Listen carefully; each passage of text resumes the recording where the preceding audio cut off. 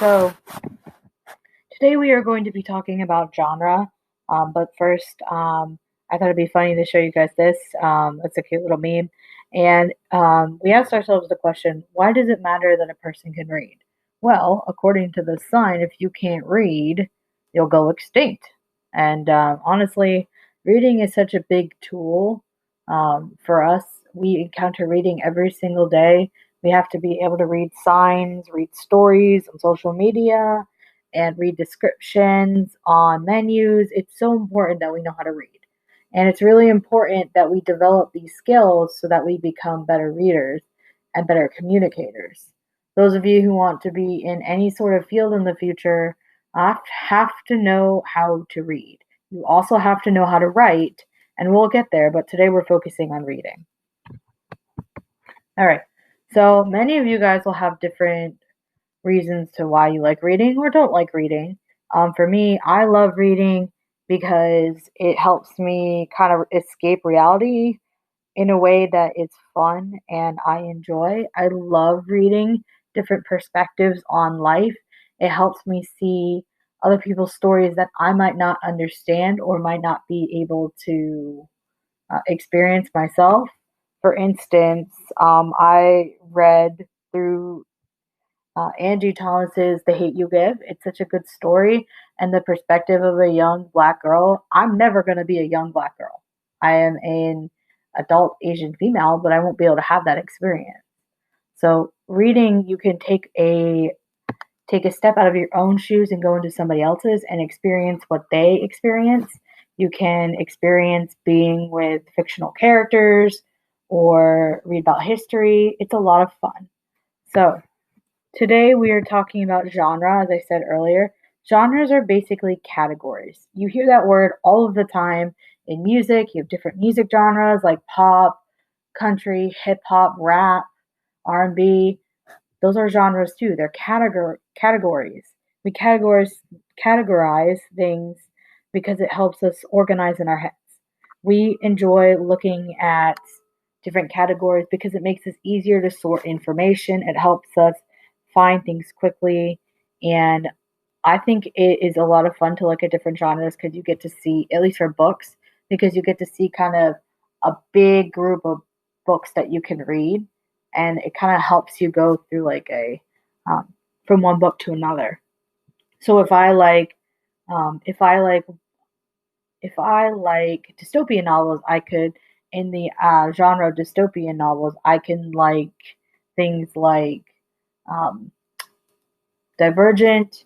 I could like things like Legend by Murray Liu. I could like Cinder by Marissa Meyer. I can go through all those books, and I know that they're similar in nature because they're in the same category, the same genre.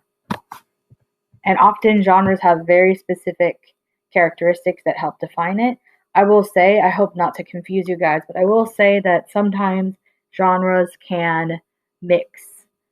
They can kind of come together, and that's one of those things where you kind of have hybrids, so things that come together and have more than one. Um, but for the most part, for what you guys need to know, it's the basics. So, like the what are the main characteristics of each genre? And we're not going to do all of the genres that are on the screen. That's a lot. So, the first genre that we have is fantasy. It's a fictional story, and fiction means fake. It's not true. It's stuff that can't actually happen in real life. So a fantasy novel or the fantasy genre often has things like dragons, trolls, things that are very magical or different from the world that we live in. They often have creatures and are often in unusual character settings, and they're often different worlds. So an example would be Chronicles of Narnia, because Chronicles of Narnia, they're literally in a different setting, or in The Lord of the Rings, or things like that. They're in a different setting, and there are characters that are very different from what you would expect in the real world. And again, it's fiction because it's fake. Next, we have historical fiction. So fiction again means that the story is fake, but the history part of it, the historical fiction, means that the story is based on something that either happened in real life or a person's life in real life. So either retells a historical event or puts a character back in history. Examples of this can include the book Alex and Eliza, which is a fictionalized story. It relates to the characters Alexander Hamilton and Eliza Schuyler, and it tells their story. It's not real, but it takes you back into history for those characters. Another example would be if I was telling a fictional story about a person going back into World War II and experiencing the life of a soldier, but it's not true. So there's the fiction part of it. Next, we have magical realism, which is my favorite. This is Miss Lundy talking, by the way, guys. This is my favorite genre because I really like the idea of magic being in the real world. And so here's the way I remember this. Magic is magic, something that's not real. It's something, magical powers or being able to transform into something like a vampire or a werewolf, kind of like Twilight. If those of you who like Twilight, it brings those characters to the real world. Realism is the real world, things that could happen in reality. So, like, it could be a school for witches and wizards, like Harry Potter. That'd be a good example of magical realism because the characters have magic, but they're still going to school. Next, we have realistic fiction. So, realistic fiction, again, realistic things that can happen in real life. Fiction means they're not true stories. So, a story that could happen in real life and often includes events that people go through. So, good examples of this are Diary of a Wimpy Kid or Dork Diaries, Wonder by R.J. Palacia, who I've met, and she's very nice. But these are stories that tell real life, like kind of events that you could occur. So school, talking about school and how you could experience school in the real world. The only difference between this and something that is nonfiction, which means it's not fake, which means it's real, is that these realistic fiction stories are not 100% true. So I made them up in my own head, or you made them up in your own head, or the author did. They are stories that could happen in real life, but they're not actually true. Next, we have science fiction or sci-fi. This one's also a great story. I love sci-fi. It's a story or a group of stories that is often set in the future or a different world that include technology or science. Examples of this: Star Wars, Star Trek, anything to do with science and technology. And it's often in the future. Sometimes it can be in the past. I'm going to reference some of the stories are very often include aliens or technology like robots, and Terminator would be a good example of this as well. There's stories that follow technology and science. Next, we have mystery. I think you guys know what mystery is, but I'll explain it anyway. It's a fictional story that revolves around figuring out secrets or solving crimes. Good examples of this are Sherlock Holmes or Nancy Drew. Love those books. They're great. You should check them out if you like mystery.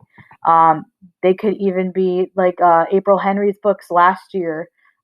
We saw her in the school when she came in for her book talk, and how her characters figure out these crimes or solve these sort of mysteries. Think of Scooby Doo. That's a good way to remember. Think of Scooby Doo, Mystery Incorporated. All right, next we have poetry. Poetry is not technically a genre of books per se. Poetry are a bunch of poems coming together. They use articulation, which is how something is pronounced or said. They have sounds, rhythms, and specific word choice. So they use specific words at specific places to make things interesting. And they often make you feel a lot of emotion and often make you think. Next, we have fairy tales, which I love fairy tales, guys. I love Cinderella. I love Snow White. I love all the like old classic fairy tales. They are also known as folk tales that have a magical force and often include a happily ever after and some kind of lesson sometimes.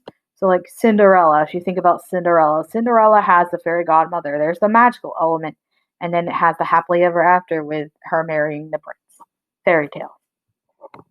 Next, we have a fable. Fables are folk tales that have morals or lessons. So, examples of these we'll go into later.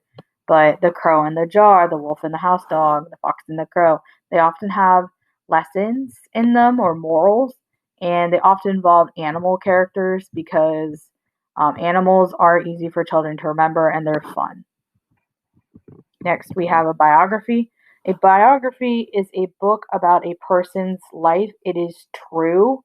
It is true. It is nonfiction, which means that it's not fake and that it's a true story of a real person's life. The difference between this and an autobiography, the biography is not written by the person whose story is being told.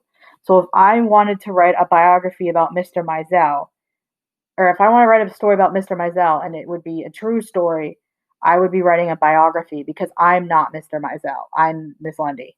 I would be the author that's talking about another person. Next, we have an autobiography. So, autobiographies are stories that are told by the person who experienced them themselves. So, my autobiography would be stories that I experienced that are true, and I would be writing it, not somebody else, me. My stories, my life, I write it. Auto means self. So, the self is writing it, so I'm writing it by myself, about myself. All right. Next, we have folk tales. Folk tales are an exaggerated story with characters and obstacles, and is often passed down over time orally. Orally means vocally or by word of mouth. So I could be telling you a story about something, and I'm telling you that story, and it's been passed down from my grandmother to my mother to myself. That would be a folk tale. It travels over time. A long time ago, a lot of people did folk tales because you sat by a campfire and you told stories that your grandparents used to tell you to your siblings and things like that. It's passed down from generation to generation. With this, a myth is a folk tale that explains something like scary or like something you want to find the answer to. It's often used in like Greek and Roman myths. So like a lot of mythology is usually about the origin of the world or a story or something, some like how did this happen or why did this happen? That it kind of answers that question. So there's a side bit of folk tales. And that is it. So if you guys have any questions, of course, email me, reach out to me, and go through the slides again on your own, listen to this again, practice with the genre detectives, and do your genre reflection because I want to hear what your favorite genre is. Because I told you what mine is, I want to hear what yours is. So good job today, guys.